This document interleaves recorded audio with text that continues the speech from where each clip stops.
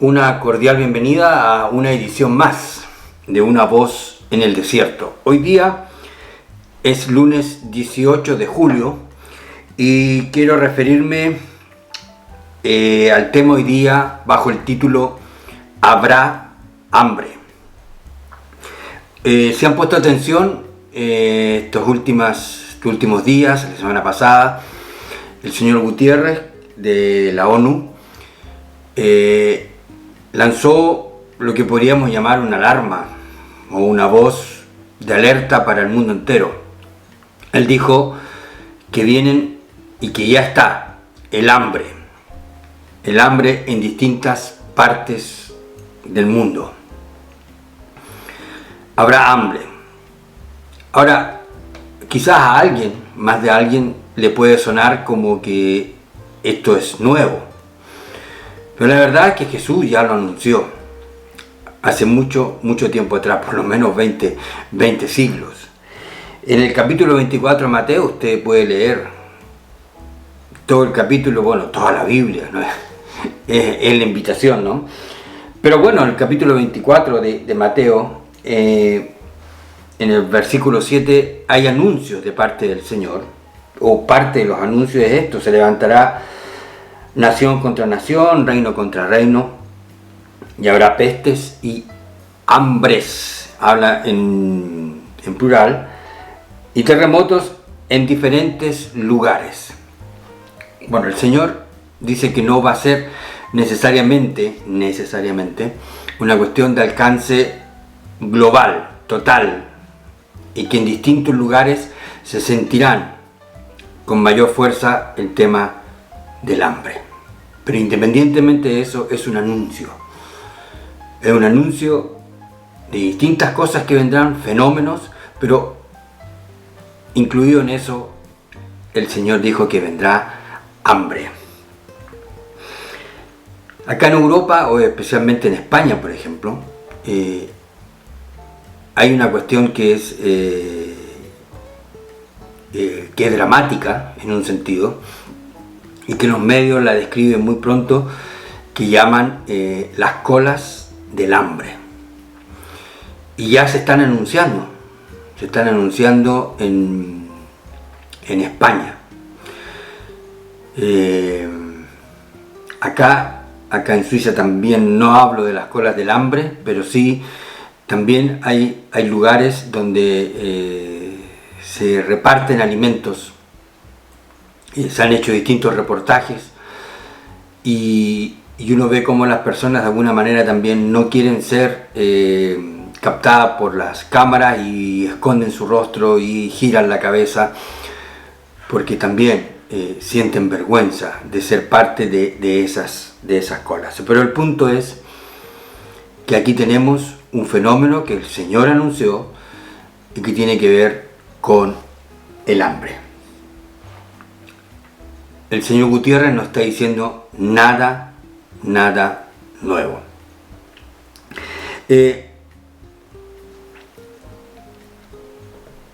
Lo que quiero un poco analizar es que el Señor no dijo cómo llegaría este fenómeno. No habló necesariamente de las causas. Dijo que vendrían. Lo anunció. Y ese solo hecho nos permite de alguna manera poner acento a algo que podemos aprender, quizás como en una segunda instancia, lo que tiene que ver con las causas que provocan este desastre humanitario que es el hambre. Por un lado, los científicos han alertado ya hace varias décadas de lo que se conoce como el cambio climático. O sea, las variaciones del clima evidentemente que son una causa para los cultivos. Y ustedes saben que cada cultivo necesita precisamente de las distintas estaciones del año, de las distintas características que tiene una determinada estación del año, como por ejemplo las lluvias, el agua. Pero tampoco se necesita el frío que congela todo. Entonces estos cambios, insisto, estos cambios climáticos son definitivamente una causa que arruina los cultivos. Y eso tiene que ver definitivamente con una causa. Después tenemos la otra gran causa, que todos los sistemas, que todos los que dirigen los destinos de los países nunca consideran, porque tienen que considerarse a ellos mismos. Y como estamos dirigidos por personas que funcionan de acuerdo a sus intereses, entonces nunca prevén el gran derrotero que todos tenemos, que es la maldad humana, el pecado. Y aquí vemos cómo, de alguna manera también, las causas no actúan solas, sino que se entrelazan. Y cuando hablo de la maldad humana, por ejemplo, tenemos que hacer referencia directamente a la guerra, a esta invasión que se le ocurrió al señor Putin ya hace más de 3 meses, ya van a ser 4 meses, la invasión contra Ucrania. Y para no olvidar, quedarnos absolutamente claro, la invasión la comenzaron ellos, la comenzó el señor Putin. Entonces, esa es la causa número 1, que por lo demás, él se esfuerza por nunca reconocerlo y por esconder definitivamente su propia responsabilidad, a lo cual nos vamos a referir dentro de un ratito. La maldad del hombre. Esa es una de las causas del hambre. En este momento, por ejemplo, el tema del trigo que produce Ucrania. Veía un reportaje de televisión precisamente ayer, donde mostraban la cosecha. Ustedes saben que en este momento de acá es verano y están en plena cosecha del grano, del trigo, aparte de los otros, de la avena, la cebada, qué sé yo, el raps. Pero pensando en el trigo. Y en el reportaje mostraban que tras el lugar donde estaban cosechando, a un par de kilómetros, se veía el humo del fuego causado por los ataques rusos. Lo que ha hecho también Moscú es capturar el trigo que tenía guardado Ucrania para exportar, porque ustedes saben que Ucrania, y si ven el mapa, es uno de los graneros del mundo. Y eso lo tienen confiscado, lo tienen parado, frenado los accesos a los puertos, y ustedes pueden ver toda esa cuestión. Y es esa maldad del hombre que lleva a crear el hambre, que, insisto, Jesús dijo que en diferentes lugares, hay lugares donde se siente más fuerte que en otros. Y por ejemplo, los países más pobres, en un sentido, hablando de África, son los más golpeados por esta decisión de bloquear el trigo. Y bueno, y están las negociaciones para que de alguna manera se dé libertad al flujo de ese trigo, no solamente el que estaba guardado, sino que el que está produciéndose ahora. Entonces está, insisto, esta causa, que Jesús no la dijo,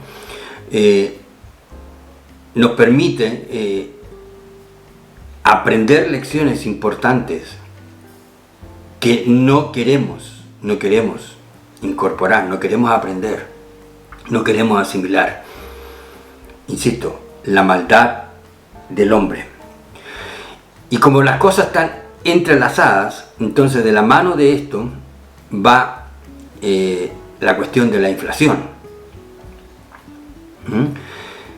Lo que antes todas las cosas que se compraban antes con 10 de la moneda que sea, ahora con esos 10 no alcanza lo que antes se compraba. Es un poco para entenderlo así. O sea, se pierde el poder adquisitivo de la gente, producto de una consecuencia encadenada a esta guerra, que insisto lleva ya casi 4 meses. Tiene que ver con la inflación. Y todos los países están siendo golpeados con esta cuestión de la inflación. Y de la mano de esto va la cuestión energética, y ustedes se dan cuenta que está todo entrelazado para finalmente producir lo que llamamos las colas del hambre. El hambre en distintas partes del mundo. Ahora, este cuadro que Jesús profetizó, simplemente diciendo que habrá hambre, en el caso puntual acá hablando del hambre, como ya lo vimos, no incluyó, no se refirió a las causas. Y aquí entramos en un punto que a mucha gente, y hay visiones del mundo que no están dispuestos a ver o a reconocer, y que tiene que ver con la responsabilidad humana. Las causas de esta cuestión nos lleva a entender cuál es el lugar dentro de lo que el Señor está viendo, que cae dentro de lo que nosotros llamamos las consecuencias lógicas y naturales. Y como la gente no ve el ejercicio o no ve el protagonismo de la responsabilidad individual, entonces en esto de buscar causas se equivoca y empieza a proyectar causas en distintas cosas, incluso pueden llegar hasta culpar a Dios por esto.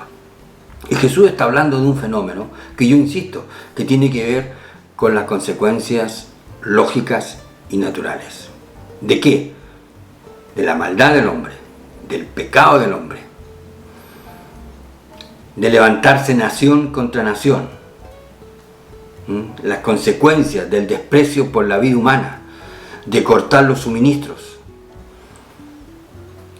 de cortar el tránsito de un trigo que no es de ellos, que no es de los rusos, cortar el suministro, cortar el transporte, mejor dicho, del trigo.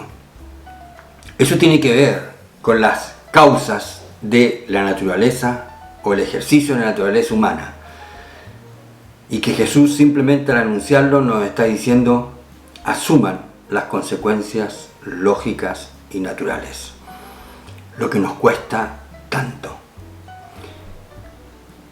Y muchas veces en esto de buscar culpas, señalar culpas, siempre pasamos por alto nuestra responsabilidad individual, o insisto, las consecuencias lógicas y naturales de aquellas cosas que hacemos.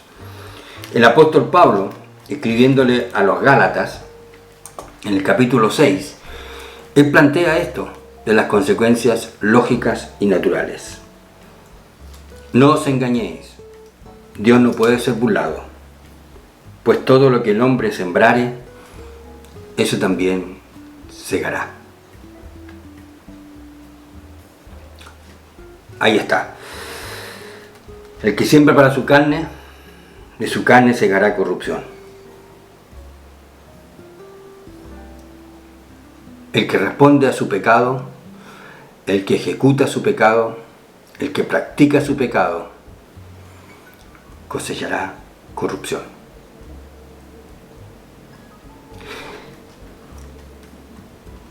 Y esta corrupción tiene diferentes facetas, tiene diferentes perfiles. Aquí hay dos cosas que dentro de lo que Jesús anuncia nos permite realmente entender y ver la riqueza que, si lo incorporamos, nuestra vida puede cambiar y la vida de los demás, que tiene que ver con la responsabilidad individual y asumir las lógicas consecuencias, las consecuencias lógicas y naturales de lo que hacemos. Aquí estamos viendo un fenómeno, el hambre, como consecuencia lógica y natural de la maldad del hombre expresada en las estrategias que hemos escuchado. Y estas consecuencias lógicas y naturales, yo insisto en este punto, nos permiten una escuela de crecimiento.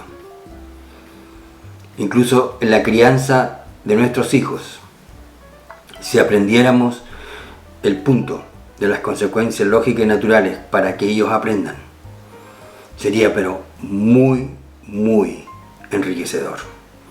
Porque la mayoría de las veces cometemos el error de evitarles las consecuencias lógicas y naturales, que no cosechen el fruto de sus propias decisiones, el fruto de sus propios estilos de vida, de su propia práctica. Muchas veces se los evitamos. Es, insisto, una escuela de aprendizaje, entender de las consecuencias lógicas y naturales. Somos responsables. Somos responsables de lo que hacemos. El Señor aquí lo dijo. Hay ideologías, hay visiones de la vida, visiones políticas que nunca han entendido esto de la responsabilidad individual y de las consecuencias lógicas y naturales. Yo me acuerdo una vez, y yo lo dije en otros videos y lo quiero repetir para ir terminando. Un hombre que decidió emprender un nuevo negocio y el del cual le fue pero muy muy bien. Y él me dijo, todos envidian lo que tienes, pero nadie envidia tu trabajo. Y ustedes saben cuál es la ideología que está detrás de aquellos que nunca entienden cuál es el fruto del trabajo o cuál es la causa de los logros de mucha gente. No lo entienden, no lo asumen, no lo ven.